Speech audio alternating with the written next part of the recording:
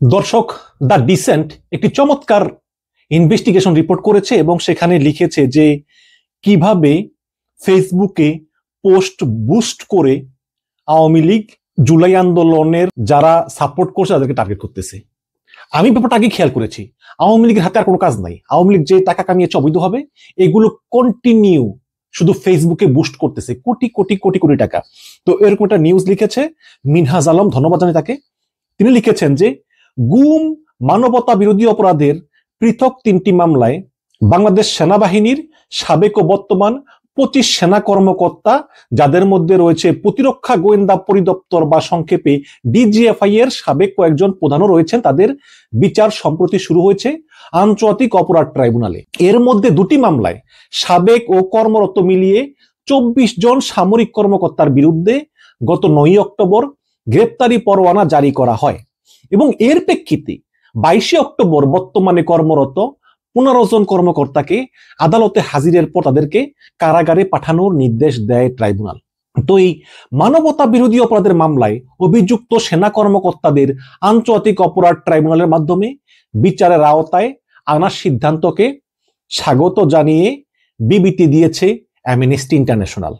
এবং পতিত ফ্যাসিবাদ শেখ হাসিনা 2024 সালের 5ই আগস্ট ভারতে পালিয়ে যাওয়ার পর থেকে তার বিগত 15 বছরের শাসনামলে নিরাপত্তা বাহিনী এবং গোয়েন্দা সংস্থা দ্বারা সংগঠিত গুম এবং খুনের ঘটনায় দায়ী ব্যক্তিদের বিচারের দাবি সামনে আসতে থাকে এবং বিভিন্ন মানবাধিকার সংস্থা এবং ব্যক্তিবর্গ অব্যাহতভাবে নিরাপত্তা বাহিনী ও গোয়েন্দা সংস্থার দায়ী কর্মকর্তাদের বিচারের দাবিতে সোচ্চার ছিলেন। এর মধ্যে চলতি বছরের জুন মাসে নিরাপত্তা বাহিনীগুলোর বিভিন্ন ইউনিট কর্তৃক বিচার বহির্ভূত হত্যা, গুম, নির্যাতন সহ মানবাধিকার লঙ্ঘনের কর্মকাণ্ড বিস্তারিত তুলে ধরে সরকারের কাছে জমা দেয় গুম commission unfolding the truth, A structural diagnosis of endorsement disappearance of Bangladesh শিরোনামে গুম কমিশনের এই প্রতিবেদন ডক্টর ইউনূসের কাছে জমা দেওয়া হয়। তো এই গুম খুনে নিরাপত্তা বাহিনীর ভূমিকার উপর জুন মাসে যখন গুম কমিশনের রিপোর্টটা জমা দেওয়া হয় ডক্টর ইউনূসের কাছে, এবং এরপরেই কিন্তু বিচারের দাবি জোরালো হতে শুরু করে এবং সর্বশেষ অক্টোবর মাসে ট্রাইব্যুনালে সেনা কর্মকর্তাদের বিচারের প্রক্রিয়া শুরু হয়। তখন এর সমান্তরালে অনলাইনেও চলতে থাকে একটি ব্যাপক সংঘবদ্ধ বেনামি প্রচারণা, যেখানে আন্তর্জাতিক অপরাধ ট্রাইব্যুনালের এই বিচার প্রক্রিয়াকে নিয়ে নানা প্রশ্ন তোলা হচ্ছে। এই বিচারকে নাটকের বিচার, সাজানো স্ক্রিপ্ট বলে অভিহিত করা হচ্ছে এবং এই অভিযুক্ত সেনা কর্মকর্তারা সবাই নির্দোষ বলে উপস্থাপন করা হচ্ছে এবং বিচারের দাবিতে দীর্ঘদিন ধরে সোচ্চার এমন যেসব ব্যক্তি আছে তাদেরকে নেতিবাচকভাবে উপস্থাপন করে শত শত বিজ্ঞাপন প্রচার করা হচ্ছে। যেমন আমান আজমি, তারপরে ব্যারিস্টার আরমান, যারা গুম ছিলেন, তুলিয়াপা, এদেরকে নেতিবাচকভাবে উপস্থাপনা করে শত শত ফেসবুকে বুস্ট করা হচ্ছে পোস্টগুলো। এই প্রচারণায় অংশ নেওয়া অন্তত 67টি ফেসবুক পেজকে চিহ্নিত করেছে দ্য ডিসেন্ট। 67টা। এর মধ্যে কিছু পেজ গত 1 থেকে 2 মাসের মধ্যে জন্ম নেওয়া, আগে ছিল না, এবং কিছু পুরানো পেজ যেগুলো মাঝে মাঝেই বাংলাদেশ সেনাবাহিনী সংক্রান্ত ইস্যুতে ইতিবাচক বিভিন্ন পোস্ট দেওয়া হয়ে থাকে। অনুসন্ধানে দেখা গিয়েছে দ্য ডিসেন্ট এসব পেজে গত জুন মাস থেকে এই বর্তমান অক্টোবর 26 তারিখ পর্যন্ত মোট 547টা বিজ্ঞাপন খুঁজে পেয়েছে। ওই যে পোস্ট দিয়ে ফেসবুকের টাকা দিয়ে বুস্ট করা, এটাকে বিজ্ঞাপন বলে, যারা জানেন না তাদেরকে বলি। বিজ্ঞাপন খুঁজে পেয়েছে 547টি, যেগুলোতে গুম ও খুনের জন্য দায়ী নিরাপত্তা এবং গোয়েন্দা সংস্থার এই অভিযুক্ত কর্মকর্তাদের বিচারের জন্য সোচ্চার কয়েকজন ব্যক্তিকে নেতিবাচকভাবে উপস্থাপন করে প্রচার করা হয়েছে। অনুসন্ধানকৃত বিজ্ঞাপন বা এই ফেসবুক বুস্ট পোস্টের সময়কাল চলতি বছরের জুন মাসের শুরু থেকে অক্টোবর মাসের 26 তারিখ পর্যন্ত। অর্থাৎ যেসব বিজ্ঞাপন বা পোস্টের কথা এই রিপোর্টে আমরা উল্লেখ করব পরবর্তীতে, সেগুলো জুন মাসের 3 তারিখ থেকে অক্টোবর মাসের 26 তারিখের মধ্যে ওইসব পেজে পোস্ট করা হয়েছে।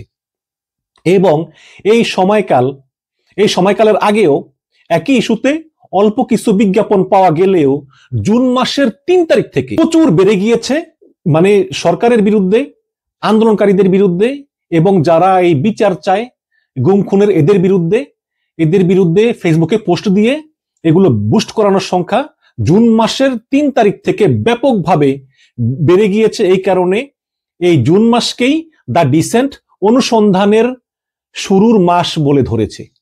তো এই সময়রেখার মধ্যে বিজ্ঞাপনের বাইরেও এসব পেজ থেকে প্রতিদিনে নিয়মিতভাবে এই আন্তর্জাতিক অপরাধ ট্রাইব্যুনালের বিচার প্রক্রিয়াকে প্রশ্নবিদ্ধ, রাজনৈতিক, উদ্দেশ্যমূলক, পক্ষপাতমূলক ইত্যাদি শব্দের দ্বারা ফ্রেম করে মানে কন্টেন্ট প্রকাশ করা হয়েছে। এবং অনুসন্ধানে এই প্রচারণাটিকে সংঘবদ্ধ এবং সমন্বিত বলে বেশ কিছু লক্ষণ পাওয়া গেছে, যেটা একটা গ্রুপ আছে, তারা এগুলো পরিকল্পিতভাবে করতেছে। যেমন একই ক্যাপশন বা ফটো কার্ড অল্প সময়ের ব্যবধানে অনেকগুলো পেজ একসঙ্গে পোস্ট করা হয়, এবং এসব পোস্ট ও ফটো কার্ড নতুন পুরানো মিলিয়ে বহু পেজে কাছাকাছি সময়ের এই বিজ্ঞাপন হিসাবে প্রমোট করে রিচ বাড়ানো হয়। আপনি জানেন যে খুব এক্সপেন্সিভ এখন বুস্ট করা, কোটি কোটি টাকা বুস্ট করে। সেই সঙ্গে পেজগুলোতে নির্দিষ্ট কিছু হ্যাশট্যাগের ঘন ঘন ব্যবহার করা হয়, যেমন তারপরে hashtag ICT, hashtag army, hashtag গুম, hashtag DGFI, hashtag media trial, hashtag fake news. এরকম প্রত্যেকটা পেজে পোস্ট বুস্ট করে এরকম হ্যাশট্যাগ গুলো ব্যবহার করা হয়, এবং এসব পেজের পোস্টগুলোকে এই বুস্ট করা বা বিজ্ঞাপন হিসাবে প্রমোট করার টাইমও অনেক ক্ষেত্রে হুবহু মিলে যায়। যেমন উদাহরণস্বরূপ বলা যায় যে পিনাকি ভট্টাচার্যকে নিয়ে একটা পোস্ট দিয়ে বুস্ট করা হয়েছে, যেখানে পোস্টের ক্যাপশনে লেখা হয়েছে পিনাকি ভট্টাচার্যের জীবন যেন এক রং বদলানো নাটক। বামপন্থী থেকে ইসলামপন্থী, ব্যবসায়ী থেকে নির্বাসিত ব্লগার, ইতিহাস বিকৃতি, ভেজাল ওষুধ কেলেঙ্কারি এবং উস্কানিমূলক প্রোপাগান্ডা দিয়ে তিনি নিজেকে আলোচনায় রাখলেও থেকে গিয়েছেন নৈতিক দায় এড়িয়ে যাওয়া এক দায়িত্বহীনতার প্রতীকে। তো নিশ্চয়ই সন্দেহ নেই এটা আওয়ামী লীগ আলাদা করেছে। তো এই ফেসবুক পোস্টটা মানে পিনাকি ভট্টাচার্যের বিরুদ্ধে ফেসবুক পোস্ট বাংলা জেড, গণতন্ত্র টকশো, উইকিলিক্স V2, বাংলার বাণী, ফ্লাশ ফিড, সময়ের অসঙ্গতি নামের পেজগুলোতে এই মাসের 4 অক্টোবর সকাল ঠিক 7টায় একসঙ্গে বুস্ট করা হয়েছে, যাতে রিচ বেড়ে সবার কাছে যায়। একসঙ্গে বুস্ট করছে সবগুলো পেজ থেকে ঠিক একই ধরনের পোস্ট পিনাকি ভট্টাচার্যের বিরুদ্ধে। এই কথাগুলো এরকম উদাহরণ আরো আছে। তার আগের দিন 3রা অক্টোবর মানে এই মাসেরই সকাল 7টায় 4টা পেজে ঠিক একই সময়ে বিজ্ঞাপন আকারে বা ফেসবুক পোস্ট দিয়ে বুস্ট করা হয়েছে, ডলার খরচ করে প্রমোট করা হয়েছে। নিচের ক্যাপশন লেখা পোস্টটা ক্যাপশন হচ্ছে যে ধানমন্ডি 32 নম্বর বাড়িতে ভাঙচুর ছিল এক আত্মঘাতী পদক্ষেপ, ফ্যাসিস্ট সরকারের পতন তো হয়নি, বরং তাদের প্রতি সহানুভূতি বেড়েছে। এমন ধ্বংসাত্মক কর্ম শুধু দেশের মর্যাদা ক্ষুণ্ণ করেছে আর আন্তর্জাতিক অঙ্গনে কলঙ্ক ডেকে এনেছে। Hashtag Pinaki Bhattacharya, hashtag FB lifestyle, hashtag for you page. এভাবে পোস্টটা 67টা ফেসবুক পেজের 547টা বিজ্ঞাপনের মধ্যে 541টা ঠিক সকাল 7টায় প্রমোট করা হয়েছে। 541টা পোস্ট ঠিক সকাল 7টায় ডলার দিয়ে ফেসবুকে বুস্ট করানো হয়েছে, আর 4টা তার 1 ঘন্টা পরে সকাল 8টায় করা হয়েছে। এবং এইসব বিজ্ঞাপনে ব্যবহৃত যে উপাদানগুলো আছে, যে পোস্টগুলো দেয়, এই পোস্টগুলোতে ফটো কার্ড, মিম, কখনো এডিটেড ডিপফেক ভিডিও, AI দিয়ে তৈরি করা ভিডিও ইত্যাদি প্রমাণ পাওয়া গিয়েছে। এবং এই যে পোস্ট দিয়ে যে বুস্ট করায়, এইসব টেক্সটে অনেক ক্ষেত্রে অনেক আবেগ ঘন ভাষা ব্যবহার করে, কিছু কিছু ক্ষেত্রে অপেশাদার নেতিবাচক বিশেষণ ব্যবহার কিংবা সমালোচিত ব্যক্তির নাম বিকৃতিও করা হয়েছে ইত্যাদি পরিলক্ষণ দেখা গিয়েছে। তো এই 547টা যে বিজ্ঞাপন ওয়ালা ফেসবুক ছাড়াও এই ফেসবুক পেজগুলোতে আরো বহু কন্টেন্ট, টেক্সট, ছবি, ভিডিও রয়েছে, যেগুলোতে একই রকম বক্তব্য এবং দাবি প্রচার করা হয় কিন্তু বুস্ট করা হয় না। যদিও এরকম পোস্টের মোট সংখ্যা নিরূপণ করা সম্ভব হয়নি, তবে বেশি বিজ্ঞাপন প্রচার করা 10টা ফেসবুক পেজ, এই পেজে মোট 325টা বিজ্ঞাপন দেওয়া হয়েছে। সবচেয়ে বেশি বিজ্ঞাপন প্রচার করা এই পলাতক লীগের 10টা পেজ, ওর এই 10টা পেজে হাজার হাজার ডলার, মানে লাখ লাখ ডলার দিয়ে এগুলো বুস্ট করায়।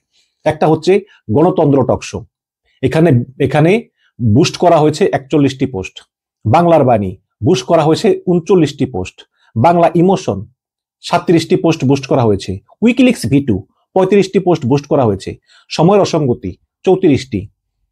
ফ্লাশ ফ্লিড 33টি। বাংলা জেড 31টি। এক্সপ্রেস নিউজ 26টি। ভয়েস অফ রাইটস 26টি। আওয়াজ উডা বাংলাদেশ 23টি।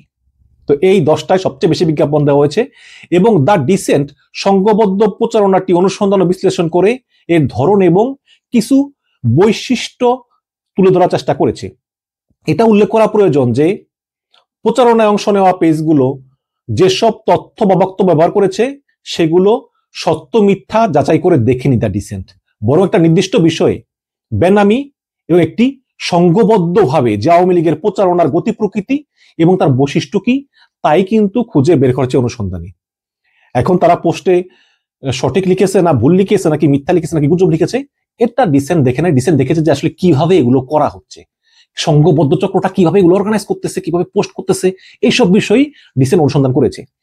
তো কি প্রচার করা হচ্ছে, তো এই সংঘবদ্ধ অনলাইন প্রচারণায় পোস্ট করা বিজ্ঞাপনগুলোতে আসলে কি প্রচার করা হয়েছে এবং হচ্ছে, এই যে এই ফেসবুক পোস্ট বুস্ট করা হচ্ছে তার যেসব ব্যক্তির বিরুদ্ধে, তার মানে কয়েকজন ব্যক্তির বিরুদ্ধে আসলে খুব বেশি করে এই পোস্টগুলো বুস্ট করা হচ্ছে এবং যেসব ব্যক্তির বিরুদ্ধে এই পলাতক লীগরা বুস্ট করতেছে তার ভিতরে 1 নম্বরে আছেন লেখক ও ইউটিউবার পিনাকি ভট্টাচার্য, 2 নম্বরে আছেন ব্রিগেডিয়ার জেনারেল অবসরপ্রাপ্ত হাসান নাসির, 3 নম্বরে আছেন কর্নেল অবসরপ্রাপ্ত হাসিনুর রহমান, আর 4 নম্বরে আছেন লেফটেন্যান্ট কর্নেল অবসরপ্রাপ্ত মুস্তাফিজুর রহমান, 5 নম্বরে আছেন বাংলাদেশ সরকারের গুম তদন্ত কমিশন সদস্য ডক্টর নাবিলা ইদ্রিস, 6 নম্বরে আছেন সাংবাদিক ও ইউটিউবার ইলিয়াস হোসেন এবং 7 নম্বরে আছেন সাংবাদিক ও ইউটিউবার কনক সরোয়ার। এর মধ্যে সবচেয়ে বেশি 416টি পোস্ট বুস্ট করা হয়েছে পিনাকি ভট্টাচার্যের বিরুদ্ধে। এরপর সাংবাদিক ইলিয়াসের বিরুদ্ধে পোস্ট দিয়ে বুস্ট করা হয়েছে 129টি বিজ্ঞাপনে। সাংবাদিক কনক সরোয়ারের বিরুদ্ধে পোস্ট দিয়ে বুস্ট করা হয়েছে 57টি বিজ্ঞাপনে। লেফটেন্যান্ট কর্নেল মুস্তাফিজুর রহমানের বিরুদ্ধে 100টি বিজ্ঞাপন প্রচারিত হয়েছে, আর কর্নেল হাসিনুর রহমানের বিরুদ্ধে পাওয়া গেছে 65টি, ব্রিগেডিয়ার জেনারেল হাসান নাসিরের বিরুদ্ধে 24টি এবং গুম কমিশনের সদস্য নাবিলা ইদ্রিসকে নিয়ে প্রচার করা হয়েছে 10টি বিজ্ঞাপন। অনেকগুলো বিজ্ঞাপনে আবার এদের সবারই নাম ছিল, অনেকগুলো বিজ্ঞাপন এদের ভিতরে একাধিক লোকের নাম ছিল। পিনাকির বিরুদ্ধে প্রচার করা কিছু বিজ্ঞাপনে আবার ইলিয়াস এবং কনক সরোয়ারের নাম এবং লেফটেন্যান্ট কর্নেল মুস্তাফিজুর রহমানের নামও ছিল। তো এই ধরনের যে পোস্টগুলো বুস্ট করা হয় এইসব পোস্ট সাধারণত এদেরকে মানে পিনাকি ভট্টাচার্য ইলিয়াস হোসেনদেরকে গুজববাজ, রাষ্ট্রবিরোধী, বিদেশি এজেন্ট ইত্যাদি বিশেষণে বিশেষায়িত করা হয়েছে। কোনো কোনো বিজ্ঞাপনে আবার এই পিনাকি ইলিয়াস, তারপরে কনক সরোয়ার, তারপরে এই হাসান নাসির, হাসিনুর রহমান, নাবিলা ইদ্রিস এদেরকে গ্রেপ্তারের আহ্বান করা হয়েছে। তো মোট 547টি বিজ্ঞাপনের জন্য জুন মাস থেকে এই প্রতিবেদন লেখা পর্যন্ত উপরোক্ত ব্যক্তিবর্গের বিরুদ্ধে খরচ হওয়া টাকার পরিমাণ সর্বনিম্ন 70,000 থেকে কয়েক লক্ষ পর্যন্ত হতে পারে। আচ্ছা, এটা কি টাকা না ডলার? এটা লেখা হয় নাই। 70,000 থেকে কয়েক লক্ষ পর্যন্ত, সম্ভবত ডলারই হবে। উপরিউক্ত ব্যক্তিদের নেতিবাচক হিসাবে উপস্থাপনের পাশাপাশি আরো কিছু বিষয়ে ফেসবুক বুস্টের এই কন্টেন্ট খুঁজে পাওয়া যায়। যেমন বিজ্ঞাপনগুলোতে সেনাবাহিনী এবং সেনাপ্রধান ওয়াকারুজ্জামানকে পেশাদার, সুশৃঙ্খল এবং জাতির গর্ব হিসাবে তুলে ধরা হয়েছে। সেনাবাহিনীকে বাংলাদেশের স্থিতি নিরাপত্তার প্রতীক বলা হচ্ছে। পাশাপাশি প্রতিরক্ষা গোয়েন্দা পরিদপ্তর বা DGFI কে রাষ্ট্রীয় নিরাপত্তার জন্য অপরিহার্য বলে উল্লেখ করা হয়েছে অনেক বিজ্ঞাপনে। একই সঙ্গে অপরাধ ব্যক্তির, প্রতিষ্ঠানের নয়, এরকম বহু বিজ্ঞাপন দেওয়া হচ্ছে ফেসবুকে।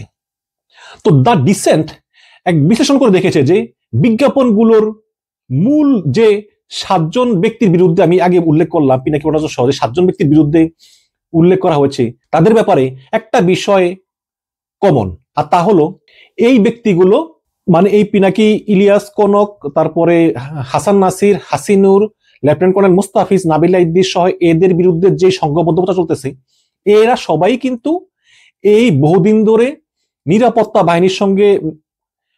বাহিনী যে গুম খুনের সঙ্গে জড়িত, এদের বিচারের দাবিতে কিন্তু এই লোকগুলো সোচ্চার। এবং একই সাথে এই 7 জন ব্যক্তির কয়েকজন বর্তমান সেনাপ্রধান ওয়াকারুজ্জামান আর কিছু সাবেক এবং বর্তমান সেনা কর্মকর্তার বিরুদ্ধে সাম্প্রতিক সময়ে সামাজিক মাধ্যমে লেখালেখি করছেন বা ভিডিও করছেন।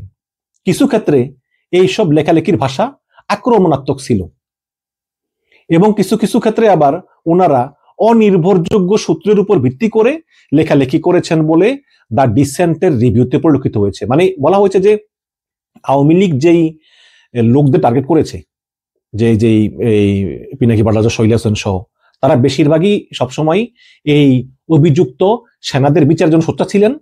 বাট সেনাপ্রধানের বিরুদ্ধে নিয়মিত লিখলেও অনেক কিছু তারা লিখতেন অনির্ভরযোগ্য সূত্রের উপর ভিত্তি করে।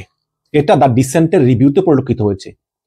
9 অক্টোবরের যে 2টি মামলায় গ্রেপ্তারি পরোয়ানা জারি করেছে আন্তর্জাতিক অপরাধ ট্রাইব্যুনাল, এর মধ্যে একটি মামলার বাদী হলেন লেফটেন্যান্ট কর্নেল হাসিনুর রহমান, যিনি আমার টকশোতে এসেছেন কয়েকবার।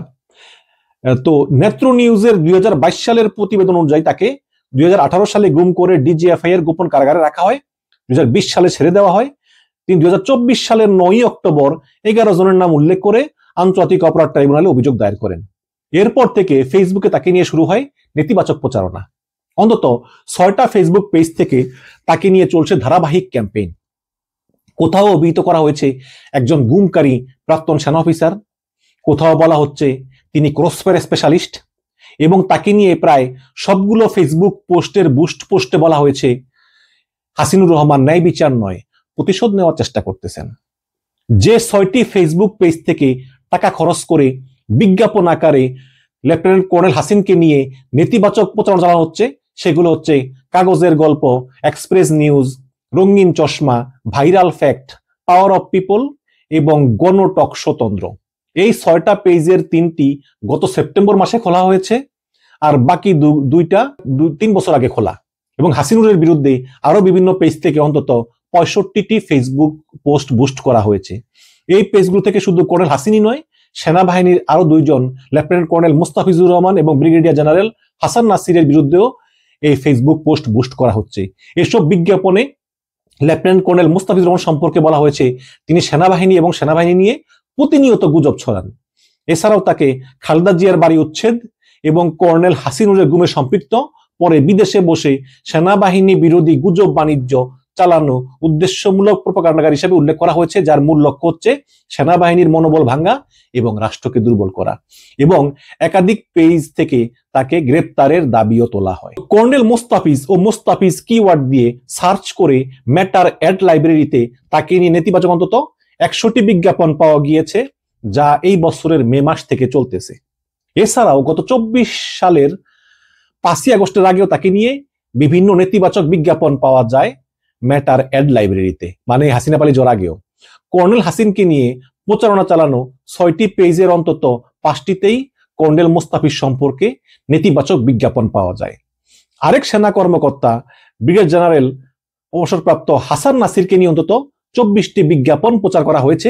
এসব বিজ্ঞাপনে ব্রিগেডিয়ার জেনারেল হাসান নাসিরের বক্তব্য ও আচরণকে সেনাবাহিনীর গোপনীয়তা লঙ্ঘন, মনোবল ও নিরপেক্ষ ভাবমূর্তি ক্ষুণ্ণ এবং রাজনৈতিক বিতর্কে টেনে আনা হিসাবে চিত্রিত করা হয়েছে। তো 5ই আগস্টের পর ব্রিগেডিয়ার জেনারেল হাসান নাসিরকে সেনা সদরে অবাঞ্ছিত ঘোষণা করা হয় এবং এই প্রসঙ্গটি টেনে একাধিক বিজ্ঞাপনে অবাঞ্ছিত ঘোষণার সিদ্ধান্তকে প্রতিরোধমূলক ও যুক্তিসঙ্গত বলে অভিহিত করা হয়েছে। আপনারা জানেন যে হাসান নাসির সেনা সদরে অবাঞ্ছিত, তাকে পার্সোনা নন গ্রাটা করছে সেনাপ্রধান ওয়াকারুজ্জামান। তো এটাকে তারা ফেসবুক পোস্টে বুস্ট করে প্রতিরোধমূলক ও যুক্তিসঙ্গত বলে অভিহিত করেছে এবং হাসান নাসির এবং কর্নেল মুস্তাফিজকে নিয়ে অন্তত 14টি ফেসবুক পেজে বিজ্ঞাপন প্রচার করা হয়েছে। ফেসবুক পেজের নামগুলো হচ্ছে সিঙ্গেল স্কোয়াড, নেসপ্যাপ, বাংলাজেড, জনগণের কণ্ঠস্বর, বাঙালি ইমোশন, আমাদের ব্রহ্মপুত্র বাই সেবা হট নিউজ, চেতনার বাংলাদেশ, সেনাবাহিনী আমার অহংকার, গণটক স্বতন্ত্র, আওয়াজ উডাও বাংলাদেশ, মেইল ঢাকা24.com, দেশে বিদেশে, voice of rights, trending Bangladesh, inside story এবং ভাইরাল ফ্যাক্ট। উল্লেখ্য যে লেফটেন্যান্ট কর্নেল মুস্তাফিজুর রহমান এবং ব্রিগেডিয়ার জেনারেল অবসরপ্রাপ্ত হাসান নাসির তাদের সামাজিক যোগাযোগ মাধ্যমের অ্যাকাউন্টে মানবাধিকার লঙ্ঘনে, সেনাবাহিনীর সংশ্লিষ্টতার অভিযোগ এনে এদের বিচার দাবি এবং সেনাপ্রধান ওয়াকারুজ্জামানের বিরোধিতা করতেছেন দীর্ঘ সময় ধরে।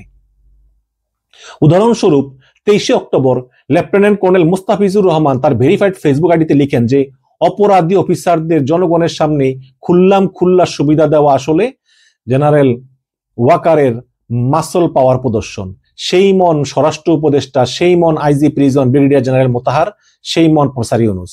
এভাবে ব্রিগেডিয়ার জেনারেল অবসরপ্রাপ্ত হাসান নাসির 5ই আগস্টের পর থেকে বাংলাদেশ সেনাবাহিনীর ব্যাপারে স্বাধীন মিলিটারি রিফর্ম কমিশন গঠনের প্রস্তাব দিয়েছিলেন।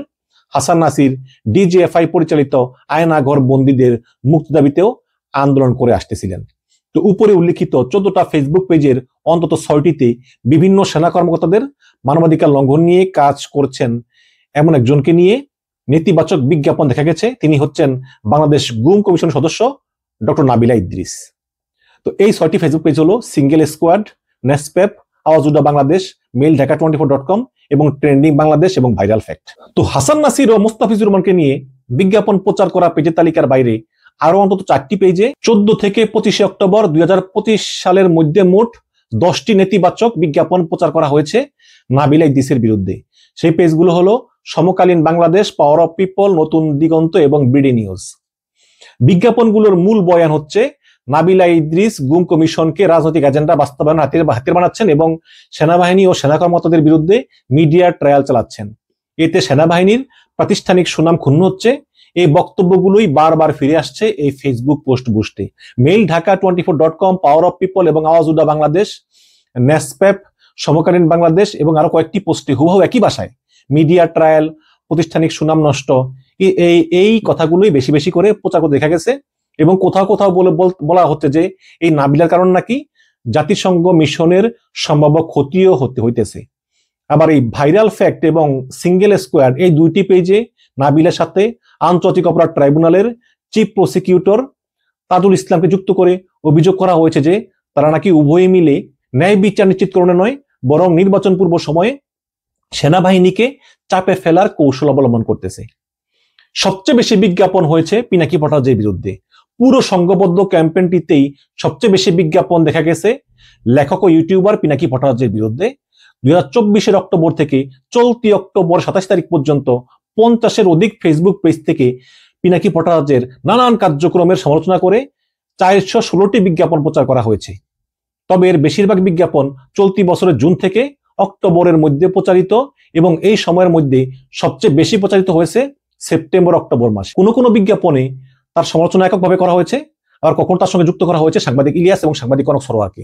এছাড়াও কিছু বিজ্ঞাপনে কর্নেল মুস্তাফিজুর রহমানকেও পিনাকির সাথে জড়িয়ে সমালোচনা করা হয়েছে। যেমন গত 21শে সেপ্টেম্বর বাংলার বাণী নামে একটি ফেসবুক পেজ থেকে ব্লগার পিনাকি ভট্টাচার্যকে নিয়ে একটি পোস্ট করা হয়। পোস্টের ক্যাপশন ছিল 2008 সালে ভয়াবহ নকল ওষুধ কেলেঙ্কারি নেপথ্যে পিনাকি ভট্টাচার্যের নাম আজ উচ্চারিত হয়। তার কোম্পানি সরবরাহ করা কালাজ্বরের ঔষধে কার্যকর উপাদান না থাকায় 289 জন রোগীর মৃত্যু হয় এবং হাজারো মানুষ মারাত্মক জটিলতায় ভোগে। এই ঘটনায় প্রমাণ করে যে জনগণের জীবন নিরাপত্তা বিশ্বাসকে উপেক্ষা করে মুনাফার লোভে কিভাবে মানুষের মৃত্যু ডেকে আনা হয়েছিল, অথচ আজও বিচার হয়নি, বরং তিনি বিদেশে বসে ভুয়া তথ্য এবং প্রচারণা করে যাচ্ছেন। সাথে একটি ফটোকার্ডও যুক্ত করা হয়েছিল যার শিরোনাম ছিল যে পিনাকি নকল ওষুধ কেলেঙ্কারিতে 289 জন রোগীর মৃত্যু। এই ফটোকার্ড সহ পোস্টটি করা হয় 21শে সেপ্টেম্বর বিকাল 4:59 এখন এই একই ক্যাপশন দিয়ে সার্চ দিয়ে দেখা যায় যে একই ফটোকার্ড একই ক্যাপশনে আর অন্তত 7টি ফেসবুক পেজে পোস্ট করা হয়েছে সেপ্টেম্বরের 21 তারিখে বিকাল 4টা থেকে 5টার মধ্যে। অর্থাৎ 1.5 ঘন্টার মধ্যে পিনাকি ভট্টাচার্যের বিরুদ্ধে একই ক্যাপশন এবং ফটোকার্ড বিভিন্ন ডিজাইনে প্রকাশ করা হয় ওই ফেসবুক পেজগুলোতে। বাকি পেজগুলোর নাম হচ্ছে গণটকস্বতন্ত্র, উইকিলিক্স V2, স্বদেশ সংস্কার, সময়ের অসঙ্গতি, ফ্লাশ ফ্লিড, বিবর্তন। পিনাকি এবং কালাজ্বর কিওয়ার্ড সার্চ করে দেখা যায় যে এই সংক্রান্ত একটি খবর প্রকাশিত হয়েছে দৈনিক প্রথম আলোতে 2008 সালের 8ই অক্টোবর, যা eBanglahealth.com নামে একটি ওয়েবসাইটে পুনঃ প্রকাশিত হয়েছিল। সেখানে বলা হয়েছিল যে কালাজ্বর নির্মূলে স্বাস্থ্য অধিদপ্তর গত মে মাসে রোগীদের যে মিল্টেফস ক্যাপসুল খাওয়ানো হয়েছিল তার কার্যকারিতা নিয়ে বিতর্কের সৃষ্টি হয়েছে। স্বাস্থ্য অধিদপ্তর গত 11ই সেপ্টেম্বর ক্যাপসুলটি দিয়ে কালাজ্বরের চিকিৎসা বন্ধ করে দেয়। ঔষধ প্রশাসন সংশ্লিষ্ট প্রতিষ্ঠান পপুলার ফার্মাসিউটিক্যালস লিমিটেডকে ক্যাপসুলটির উৎপাদন, মজুদ ও বিপণন সাময়িকভাবে বন্ধ রাখার নির্দেশ দিয়েছে। এবং প্রতিবেদনে প্রতিষ্ঠানটির তৎকালীন চিফ অপারেটিং অফিসার হিসাবে পিনাকি ভট্টাচার্যের বক্তব্য উদ্ধৃত হয়েছে। এছাড়া ঘটনাটি নিয়ে পিনাকি তার ব্যক্তিগত ওয়েবসাইটেও নিজের বক্তব্য প্রকাশ করেছিলেন 2019 সালে। তবে এই মিল্টেফস বা মিল্টেফসিনের কারণে বাংলাদেশে 289 জন শিশু মারা গেছে এমন কোনো খবর কোনো বিশ্বাসযোগ্য সংবাদ মাধ্যমে খুঁজে পাওয়া যায়নি। মূলত চলতি বছরের ফেব্রুয়ারি মাসে সাংবাদিক মাসুদ কামালের ইউটিউব চ্যানেল কথাতে পপুলার ফার্মাসিউটিক্যালসের ওষুধের কারণে 289 জন মারা যাওয়ার দাবিটা প্রথম উঠে আসে। এই দাবিটা করেন জাতীয় নদী রক্ষা কমিশনের সাবেক চেয়ারম্যান ডক্টর মঞ্জুর আহমেদ চৌধুরী। এক হিসাবে এমন মৃত্যুর খবর এনেছে বলে দাবি করলেও সেই হিসাবের পক্ষে মঞ্জুর আহমেদ চৌধুরী কোনো সূত্রের উল্লেখ করেননি। সেটি পরে একাধিক সংবাদ মাধ্যম হয়ে সংঘবদ্ধ ফেসবুক প্রচারণায় উঠে আসে। এবং অনুসন্ধানে একটা বিষয় স্পষ্ট হয়েছে যে বিজ্ঞাপন প্রচারকারী পেজগুলো সব একরকম না এবং একই জায়গা থেকেও কিন্তু পরিচালিত না। কয়টি পেজের আচরণ এবং পরিচালনাকারীদের মধ্যে কিছুটা সামঞ্জস্য থাকলেও অন্য আরো কয়েকটি পেজের আচরণ এবং পরিচালনাকারীদের মধ্যে ভিন্ন রকম সামঞ্জস্য পরিলক্ষিত হয়। একইভাবে এইসব পেজ আবার একাধিক গুচ্ছ বা ক্লাস্টারে বিভক্ত। যেমন পিনাকি ভট্টাচার্যকে নিয়ে সেপ্টেম্বর মাসের শেষের দিকে একসঙ্গে বেশ কয়েকটি পোস্ট এবং বিজ্ঞাপন প্রচার শুরু করা যে 8টা পেজের কথা বলা হয়েছে সেগুলোকে কিন্তু একই গুচ্ছ হিসাবে চিত্রিত করা যায়, মানে এগুলো একই লোকের দ্বারা পরিচালিত। পিনাকি সংক্রান্ত এক একটি পোস্ট এই 8টা পেজে নিজেদের মধ্যে কপি পেস্ট করে খুব অল্প সময়ের মধ্যে কিন্তু হুবাহু একদম পোস্ট বুস্ট করা হয় এবং পিনাকিকে নিয়ে যে বুস্ট করা হয় এগুলো আবার অন্য পেজে দেখা যায় না, অন্য পেজে আবার অন্যরকম। আবার এই 8টা পেজের যে অ্যাডমিন আছে তাদের লোকেশনও কিন্তু এক জায়গায়। যেমন প্রতিটা পেজেই 3 জন বা 4 জন করে অ্যাডমিন রয়েছেন, কিন্তু প্রত্যেকটি পেজেই একজন অ্যাডমিন থাকেন কানাডা। খেয়াল করেন, প্রত্যেকটা পেজে, একটা পেজে তো 2 জন 3 জন করে অ্যাডমিন থাকে, প্রত্যেকটা পেজেই একজন অ্যাডমিন থাকেন কানাডা বলে পেজ ট্রান্সপারেন্সিতে দেখা যায়। এছাড়া প্রত্যেকটি পেজের বাকি অ্যাডমিনরা বাংলাদেশে থাকেন। এইরকম আরো 10টির মতো পেজকে আবার আরেকটা ভাগে ফেলা যায়। সেখানে ওই পেজগুলো খোলার সময় সময়কালও এক, পোস্টও এক সময় দেয়, বুস্টও এক সময় করায়, ওই কপি পেস্টও হুবহু একদম একই, এবং পেজের অন্যান্য পোস্টের বিষয়বস্তু এবং অ্যাডমিনদের লোকেশন বিবেচনায় এগুলো মিলে যায়। তো এই চিহ্নিত 67টি ফেসবুক পেজের মধ্যে বেশ কয়েকটি রয়েছে যেগুলো কয়েক বছর আগে খোলা। এসব পেজের একটি কমন বৈশিষ্ট্য হলো পেজগুলোর নাম বারবার পরিবর্তিত হয়েছে বিভিন্ন সময়ে। যেমন এক্সপ্রেস নিউজ পেজটি নাম একদম শুরুতে ছিল সাংবাদিক সাইফুল ইসলাম, পরে নাম বদলে হয় সিএসটি জার্নাল, পরে নাম দেওয়া হয় ব্যাচেলর পয়েন্ট অল সিজন, এরপরে আবারও নাম বদলে রাখা হয় ব্যাচেলর পয়েন্ট সিজন 4, কিছুদিন পরে নাম বদলে রাখা হয় খাগড়াছড়ি এক্সপ্রেস। আবার এই বাংলার বাণী নামক পেজটির একদম শুরুতে 2017 সালের নাম ছিল সিএসটি ফটোগ্রাফি, পরে নাম দেওয়া হয় সিএসটি ট্যুর, পরে নাম হয় অর্গানিক প্রোডাক্ট অফ সিএসটি, এরপর হয় ড্রিম আভেরি। আবার ভয়েস অফ রাইটস পেজটি 2024 সালের ডিসেম্বরে খোলার সময় নাম ছিল আলহামদুলিল্লাহ। তো এই বিজ্ঞাপনগুলোতে টার্গেটকৃত ব্যক্তিদের বিরুদ্ধে ব্যক্তি আক্রমণমূলক শব্দের ব্যাপক ব্যবহার দেখা গিয়েছে। একই সঙ্গে সেনাবাহিনীকে আবার ইতিবাচকভাবে তুলে ধরা হয়েছে। যেমন পিনাকিকে গুজববাজ, ভণ্ড, রাষ্ট্রবিরোধী, ভারতের গোয়েন্দা সংস্থা রয়্যাল এজেন্ট হিসাবে বর্ণনা করা হয়েছে। সাংবাদিক ইলিয়াসকে হলুদ সাংবাদিক হিসাবে চিহ্নিত করা হয়েছে এবং কনক সরোয়ারকে 3 বান্দরের একজন হিসাবে উপস্থাপন করা হয়েছে। এগুলো বুস্ট করা হয়েছে আবার ফেসবুকে পোস্ট দিয়ে। আবার গণ টকশোতন্ত্র পেজের এক পোস্টে বলা হয় পিনাকি ভট্টাচার্যের মতো ইতিহাস বিকৃতিকারীরা বিদেশি এজেন্ডা চালিয়ে দেশকে বিভ্রান্ত করতে চায়। স্বাধীনতার গৌরব অক্ষুণ্ণ রাখতে এখনই এসব অপপ্রচারের বিরুদ্ধে মুখোশ উন্মোচন করুন। জেন জেড নেশন পেজে বলা হয় যে ইলিয়াস হোসেন সাংবাদিক হিসাবে সোশ্যাল মিডিয়ায় পার্সোনালিটি হিসাবে বিতর্কিত। বিতর্কের কারণ ওনার মুখের ভাষা, সেখানে সাংবাদিক সুলভ অবজেক্টিভিটি থাকে না। এক্সপ্রেস নিউজ পেজ থেকে পোস্টে বলা হয় যে পিনাকি, ইলিয়াস, গং তাদের অতি প্রিয় প্রার্থীর ভরাডুবি আজ করে ডাকসু নির্বাচন নিয়ে মিথ্যা গুজব ছড়াচ্ছে।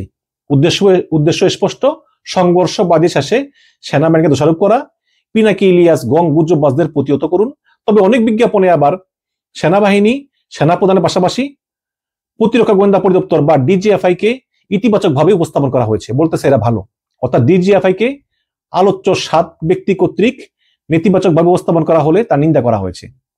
যেমন চেতনার বাংলাদেশ পেজে বলা হয়েছে যে কে জানতো খুন হবে, কোন অ্যাঙ্গেল থেকে ভিডিও করতে হবে, তাহলে পিনাকি ইলিয়াস কেন বিএনপিকে বাঁচাতে সেনাবাহিনীর ডিজিএফকে দোষারোপ করতেছে। বাংলা ইমোশন পেজে লেখা হয়েছে যে বাংলাদেশে গোয়েন্দা সংস্থা না থাকলে উপকার হবে ভারতের, অবাধে এখানে সে কাজ করতে পারবে। পিনাকির এজেন্ডা আসলে ভারতের এজেন্ডা, পিনাকির রয়ের দালাল। ভয়েস অফ রাইটস পেজে বলা হয় যে ডিজিএফআই বিলুপ্তির উস্কানি পিনাকির ভয়ঙ্কর ভবিষ্যতের সামনে দেশ। ন্যাশনাপ এবং বাংলাদেশ মিলিটারি ইনসাইডার পেজের বিজ্ঞাপনে লেখা হয়েছে যে 5ই আগস্ট উত্তাল দিনে তিনি খুব নীরবেই শেখ হাসিনার কাছে গিয়েছিলেন, মানে ওই যে সেনাপ্রধান আর কি, তার সেই নীরবতা ছিল একটি অদম্য ঘোষণা। সেনাপ্রধান ওয়াকারুজ্জামান স্যার এমন একটি নাম যা এখন অনেকের কাছে বিশ্বাস এবং স্থিতিশীলতার প্রতীক। অপ্রতিরোধ বাংলাদেশ পেজে বলা হয়েছে যে 5ই আগস্টের পর দেশের সামনে 3টা বড় দায়িত্ব ছিল: জুলাই হত্যার বিচার, প্রয়োজনীয় সংস্কার আর নির্বাচন। কিন্তু দেশের ভেতরে বাইরে এক গোষ্ঠী ইলিয়াস পিনাকিগণ প্রতিদিন সেনাবাহিনীকে টার্গেট করে অপপ্রচারে ব্যস্ত। পাওয়ার অফ পিপল পেজে লেখা হয় পিনাকি গংদের সবচেয়ে বেশি ফেল হচ্ছে কু নিয়ে গুজব, কারণ দেশের মানুষ জানে যে সেনাপ্রধান গণতান্ত্রিক প্রক্রিয়া রক্ষা করতে সর্বোচ্চ সচেষ্ট। ভয়েস অফ রাইটস পোস্টে বলা হয় যে সেনাবাহিনী আস্থার প্রতীক। বাংলাদেশের ইতিহাসে বারবার প্রমাণিত হয়েছে যে সেনাবাহিনী মাঠে থাকলেই জনগণ আশ্বস্ত হয় এবং সেনাবাহিনীকে ব্যারাকে ফেরানোর দাবি মানে এই আস্থাকে ভেঙে দেওয়া। তার মানে সেনাবাহিনীর পক্ষেই এই অনেক ফেসবুক পোস্ট বুস্ট করা হয় এবং এই প্রচারণায় ডিফেক্ট চরিত্রের ব্যবহার করা হয়। যেমন পিনাকি ভট্টাচার্য সংক্রান্ত ফেসবুক বুস্টের পোস্টগুলোতে তালিকায় জাহিদ হাসান জুয়েল নামে একটি ফেসবুক পেজ দ্য ডিসেন্টে নজরে আসে। এই জাহিদ হাসান জুয়েল নামের এই পেজটি পিনাকির বিরুদ্ধে অন্তত 6টি ফেসবুক পোস্ট বুস্ট করায়। এই পোস্টের কথাই ছিল যে পিনাকির লক্ষ্য ন্যায় বিচার নয়, রাজনৈতিক। এছাড়া ডিজিএফআই এর বিলুপ্ত সমালোচনা করা বিজ্ঞাপনে পিনাকির কিছু বক্তব্য ভুল দাবি করে সেগুলো যাচাইয়ের আহ্বান জানানো হয় এবং একটি বিজ্ঞাপনে বলা হয় যে গত আগস্টে জাতীয় পার্টির অফিসের সামনে নুরুল হক নুরের উপর যে সেনাবাহিনীর যে হামলা, এই হামলা ছিল পরিকল্পিত। এতে নাকি ইলিয়াস এবং পিনাকি হুমকি দিয়ে বা উস্কানি দিয়ে সেনাবাহিনীকে দিয়ে এই হামলাটা করিয়েছে। এবং এই পেজটি বিশ্লেষণ করে দেখা যায় যে এটি গত বছরের 24শে অক্টোবর চালু হয়েছে এই পেজটি এবং শুরুতে জেড ফ্যাক্ট চেক, তারপর 1 মিনিট ফ্যাক্ট চেক এবং সর্বশেষ জাহিদ হাসান জুয়েল নামে কার্যক্রম চালিয়ে যাচ্ছে। শুরুতে এই পেজটিকে তথাকথিত ফ্যাক্ট চেক রিপোর্ট পোস্ট করা হলেও পরে চলতি বছরের আগস্ট থেকে ভিডিও অ্যানালাইসিস প্রকাশ করা শুরু করে পেজে একাধিকবার জাহিদ হাসান জুয়েলের পরিচয় লেখা হয়েছে রাজনৈতিক বিশ্লেষক। কিন্তু অনলাইনে নানাভাবে সার্চ করেও এই নামে কোনো রাজনৈতিক বিশ্লেষকের কোনো লেখা বা ছবি বা ভিডিও এই পেজের বাইরে আর কোথাও পাওয়া যায়নি। এছাড়া এই পেজ এবং একই নামের ইউটিউব চ্যানেলের ভিডিও বিশ্লেষণ করে দেখা গিয়েছে যে ভিডিওতে একজন ব্যক্তি কথা বললেও তার চেহারা মডিফাই করার ক্ষেত্রে এআই এর সহায়তা নেওয়া হয়েছে একাধিকবার ভিডিও বিশ্লেষণে, কারণ এই চেহারার সঙ্গে বাস্তবের চেহারার বেশ কিছু অসামঞ্জস্য ধরা পড়ে, মানে নিজের চেহারা দেখাইতে পারে না। যেমন 2রা সেপ্টেম্বর এই চ্যানেলে একটা ভিডিও আপলোড করা হয় যার শিরোনাম ছিল নূরের উপর হামলা নিঃসন্দেহে পরিকল্পিত। সেখানে জাহিদ হাসান জুয়েলকে কথা বলতে দেখা যায়, কিন্তু দৃশ্যত তাকে একটু বয়স্ক বলে মনে হয়। ঠিক 2 দিন পর 4ঠা সেপ্টেম্বর তিনি ওই একই চ্যানেলে আরেকটি ভিডিও পোস্ট করে বিশ্লেষণ করেন। সেখানে তাকে আগের চাইতে অনেক তরুণ এবং ভিন্ন মনে হয়। এছাড়া প্রায় প্রতিটি ভিডিওতে তার হাতে থাকা ঘড়ির টাইমের কাঁটাগুলো একই জায়গায় দেখা যায়, মানে যখনই সে ভিডিও বানায় তখনই হাতে ঘড়ি দেয় না, ওই যে ঘড়ি পরে না, ওই ঘড়ির কাঁটাগুলো ওই একই টাইমে, মানে ওই সবগুলো ভিডিওতেই ওই ঘড়িতে 6টাই বাজে থাকে দেখা যায়, যা এডিট করা কোনো টেমপ্লেটের প্রতি ইঙ্গিত বহন করে। এবং মজার বিষয় হলো এই পেজটি প্রতিনিয়ত পিনাকি ভট্টাচার্যকে নিয়ে কঠোর সমালোচনামূলক টেক্সট ও ভিডিও প্রকাশ করে গেলেও একদম শুরুতে কিন্তু এই ইউটিউব চ্যানেলটা ফলোয়ার জোগাড় করার জন্য বা সাবস্ক্রাইব জোগাড় করার জন্য যে প্রমোশনাল বিজ্ঞাপন দিয়েছিল ওই যে ফেসবুক বা ইউটিউবে, সেখানে পিনাকি ভট্টাচার্যের ছবি পোস্ট করে ক্যাপশন দিয়েছিল যে যারা পিনাকি দাদাকে ভালোবাসেন তারা প্লিজ দয়া করে আমার চ্যানেলটা সাবস্ক্রাইব করুন, তারা প্লিজ দয়া করে আমার ফেসবুক পেজটা ফলো দিন। অর্থাৎ পেজটির অ্যাডমিন পাঠককে বিভ্রান্ত করে তার ফলোয়ার বানানোর চেষ্টায় এটা স্পষ্ট যে এটা একজন পেশাদার রাজনৈতিক বিশ্লেষকের কাজ হতে পারে না, তিনি একজন পেশাদার রাজনৈতিক ব্যক্তি নন। দর্শক, রিপোর্টটা শেষ করলাম, অনেক বড় রিপোর্ট, এবং এই রিপোর্টটা দ্য ডিসেন্ট প্রকাশ করেছে, খুবই ভালো একটা রিপোর্ট করেছে। এবং তাহলে আমরা বুঝলাম যে আসলে এই পলাতক লীগেরা টাকা পয়সা কিভাবে খরচ করতেছে। ফেসবুক পেজের পিছনে তাদের কয়েক কোটি টাকা খরচ আছে, প্রতি মাসে কয়েক কোটি টাকা খরচ এই ফেসবুক পেজে বুস্ট করে। যারা যারা এই জুলাই আন্দোলনের পক্ষে, যারা যারা এই সেনাবাহিনীর অভিযুক্ত সেনা এবং যারা যারা অভিযুক্ত সেনা সদস্যদের বিচারের পক্ষে, তাদের বিরুদ্ধে এই সংঘবদ্ধ অনলাইন ক্যাম্পেইন চলতেছে, ফেসবুক পোস্টে বুস্ট করে এগুলো মানুষের কাছে পৌঁছাচ্ছে। এরকম হাজার হাজার আছে, এখানে তো অল্প কয়টা দিছে, হাজার হাজার আছে, এরকম হাজার হাজার, এবং কয়েকশো কোটি টাকা দিয়ে তারা এই ফেসবুক পোস্টে বুস্ট করাচ্ছে। এছাড়া আর করবে কি? ভারতে পালিয়ে থাকে আর অবৈধ টাকা দিয়ে শুধু ফেসবুক পোস্টে বুস্ট করায়। এ হচ্ছে কি এদের অবস্থা। আপনাদের মতামত শুনতে চাই দর্শক, ভালো থাকবেন, ধন্যবাদ।